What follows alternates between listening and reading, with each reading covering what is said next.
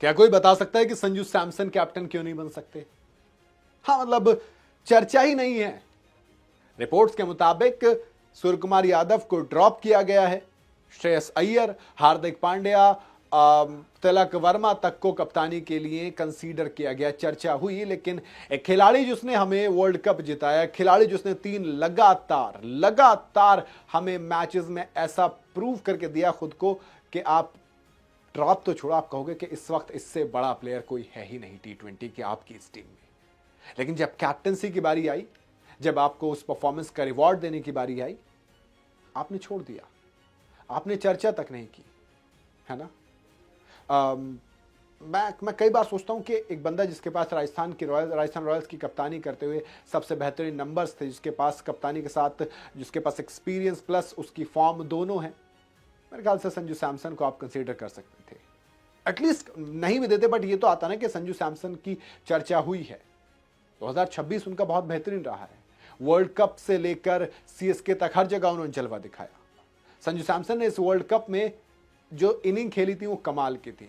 Matches ज्यादा नहीं but बड़े थे। प्लेयर ऑफ द टूर्नामेंट वो बने, क्योंकि 5 इनिंग के अंदर 80 से ऊपर के बेहतरीन एवरेज और करीब 200 के स्ट्राइक रेट के साथ उन्होंने 24 छक्के और 27 चौकों के साथ 321 रन बनाए थे।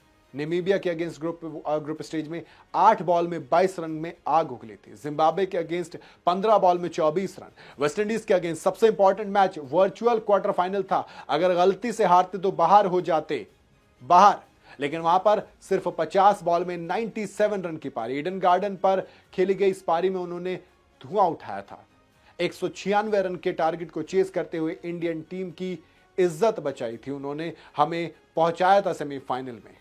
फिर इंग्लैंड के अगेंस्ट 89 रन की पारी सिर्फ 42 बॉल में। दोस्त, वो अगर नहीं होती तो काम हो गया था हमारा खराब। जेकब बेथल ने कमाल किया था। टीम इंडिया वहां पर जीती, फाइनल पहुंची। फाइनल में फिर न्यूजीलैंड आए तो फिर एक और 89 रन की पारी, लेकिन इस बार 46 बॉल थे। अहमदाबाद के नरेंद्र मोदी स्टेडियम में उन्होंने आग उगली और हमें यह तय किया कि हम वर्ल्ड कप जीतेंगे। 8 शानदार छक्के लगाए थे। संजू सैमसन की अगर आईपीएल की बात की जाए तो 14 इनिंग के अंदर 43 से ऊपर के एवरेज के साथ, 165 से ऊपर के स्ट्राइक रेट के साथ 477 रन उन्होंने बनाए थे। इस सीजन उन्होंने 2 सेंचुरीज भी लगाई थी, लेकिन बावजूद इसके कोई चर्चा नहीं है।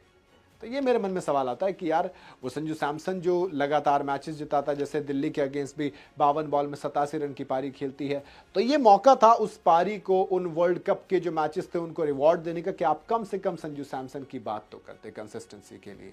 इवन ओडीआई सेटअप में भी उनको कंसीडर नहीं किया जा रहा। तो मन में सवाल तो आता है कि आखिर संजू सैमसन को और क्या करना पड़ेगा कि वो टीम इंडिया के सेटअप में आए, वरना उन पर तो लोग हंसते रहते। सूर्यकुमार यादव से जब पूछा गया था कि संजू को खिलाओगे, कहा कि आप ये कह रहे तिलक वर्मा को ड्रॉप कर दूं या अभिषेक शर्मा को ड्रॉप कर दूं संजू सैमसन को खिलाने के लिए। मैंने उस वक्त ही कहा था कि खुद ड्रॉप हो जाओ, सबसे बेहतर रहेगा। और अब देखिए सूर्यकुमार यादव हंसे थे उस वक्त, फिलहाल बाहर हैं, संजू सैमसन टीम में है। कहानी यही होती है, वक्त यही होता है, इसलिए कहते हैं किसी पर हंसना नहीं चाहिए। बाकी आप बताइए, आप क्या कहना है कमेंट के अंदर।